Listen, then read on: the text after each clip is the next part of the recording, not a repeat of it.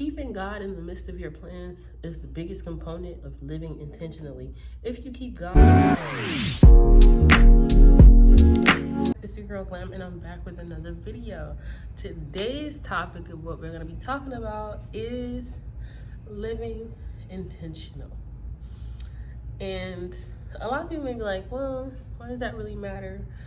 But first, before we get into this topic, don't forget to like, comment, and subscribe, and turn on your notifications to see when your girl drops a video. But no, we're going, excuse the background, y'all, I work in the hood. Gotta get this back though. Anyway, so living intentional, it really can be used in different aspects of your life. Be it relationships, be it financial success, be it fitness and health, and just as it really relates to anything.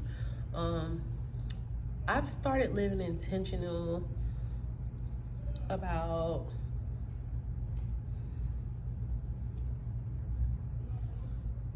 honestly, it's kind of hard for me to remember because I've kind of always been like, I don't know, a very serious person.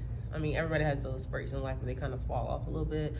But so I'll say, as it relates to now, about 2 years, I've really started to, actually 4 years, as it relates to my adult life. I've really started to live intentional because I was such a planner. I wanted everything to go right. I wanted everything to be perfect. And it was really killing the joy of now. It was really killing all the successes and small victories that I was receiving in the now. And I don't think a lot of people understands how, like, you can be intentional without planning too much, you know, because things sometimes in life happen where, from a faith-based standpoint, where you're not always going to really wait for God's will. We're humans, so sometimes you might be a little impatient when it comes to hearing the answer or getting the results of the problem that you want to hear. And that was something that I was doing. I was kind of like forcing God's hand a little bit. He was like, sit down. And so I had to sit down. And when I sat down and I really reflected and really started to understand that when God tells you no, it is because he has something better for you. It doesn't mean that you don't deserve this. It's just that I have something better for you. And second of all, sometimes we will fumble these blessings without even realizing it. So it's good that we get told no.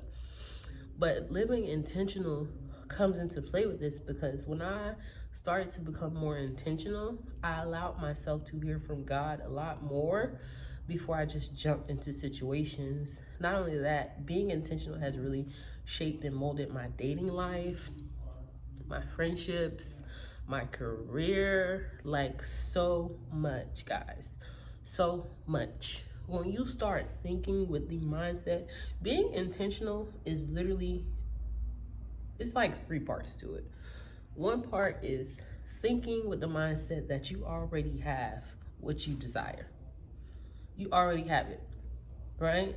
So one way that this can be seen is, for me personally, is like, I know that I want to marry wealthy. I know that whoever I marry, the coin's got a coin, okay? Wealth got to be in the mix. I feel like I deserve that. I feel like God will bless me with that. So one way that I do that is by being intentional with how I dress, how I carry myself, and not just for the sake of marrying wealth, but I just like nice things. Being intentional about that, like, another example, I know that I want a Birkin bag one day. So what did I do? I went to Hermes and I bought a body wash because I know that this is the stepping stone to being able to purchase a Birkin without living beyond my means. And that's another component of intentionality too. Intentionality is basically forming your reality to what you want it to be, using the resources that you have and the capabilities that are at your disposal to achieve what you desire. This is what this is about. And the first thing the lady said when I went in the store, she was like, this is the first step to being able to purchase a Birkin. I'm like, I knew it, but I'm glad somebody else said it. Intentional living. And just small components like that will begin to become fruitful in your life. Treating yourself to certain luxuries, and you'll start to see those and really start to notice the treatment of other people around you, and you'll start to attract more like-minded people around you, because that is a part of intentionality. So I have to use my hands so you can really gauge how the world and the spiritual realm responds to intentionality, right? Like as it relates to dating. Anytime a man asks me, what am I looking for? First of all, let me just give you a tip. Ladies, if a man asks you what you're looking for, don't say you're not looking for nothing. Because guess what? Anytime you say you're looking for nothing, you get nothing. Never tell a man you're not looking for nothing. Ever. Ever, ever, ever, ever, ever. Okay? But when I would talk to men, they would ask me, what are you looking for? I would always say, well, I'm looking for something that could potentially be something serious. Here's another component. However, I am not looking to rush things, because a lot of times there are men out there who will love bomb you first date. I love you, I just want to marry you, I want to be with you, but have done no work to show you that they are serious about this, or that they even have the capabilities to take care of a family, okay? So part of being super intentional is letting your request be known. I let them know that I'm not looking to rush it. However, I'm looking to build something serious with the right candidate, baby, because you ain't about to catch me out here. No, we're not doing that. We're not doing that.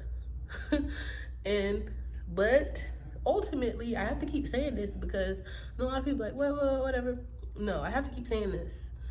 Keeping God in the midst of your plans is the biggest component of living intentionally. If you keep God in the center and the forefront of your plans will not fail, because you will have divine insight on how to continue to move intentionally, right? Like even with my friends, I pray over my friends, I pray over my job, I pray over all of my relationships, even with my family. I pray over my family. I pray over my plans, because I know that everything connected to me is tied to me walking into my purpose. So I don't take that for granted, which is why it is urgent that you start to live intentional, so you can stop wasting your time. You can stop getting your heart broken. You can stop dealing with people who mean you no good. You can see it a lot sooner when you live intentionally. But living intentionally begins with keeping God first. I cannot stress this enough. Like, if you believe in God, if you say you are a child of God, if you say that you are a Christian, keep him first. That is the biggest proponent to living intentionally, and he will allow everything else to flow. Even the job that I am in now, I prayed to God about it, because I didn't really want to do it. I didn't want to do taxes. I didn't want to be a tax preparer. And I prayed to God about it, and God literally made the way, honey. He made the way. He shifted everything. And the connections that I've made, the people that I have met, have literally turned my life into a 360 in a matter of a year and a half. That's what happens when you begin to live intentionally. But living intentionally also requires you to do the inner work first. It starts with you holding yourself accountable first. You putting in boundaries in place. And I'll talk more in depth about, the different processes that I took and that you can take also to really be more intentional and start to see what it is you want out of life and actually actively go get it. So stay tuned. Guys, don't forget to like, comment, and subscribe, and I will bless y'all with another video. Until next time, bye.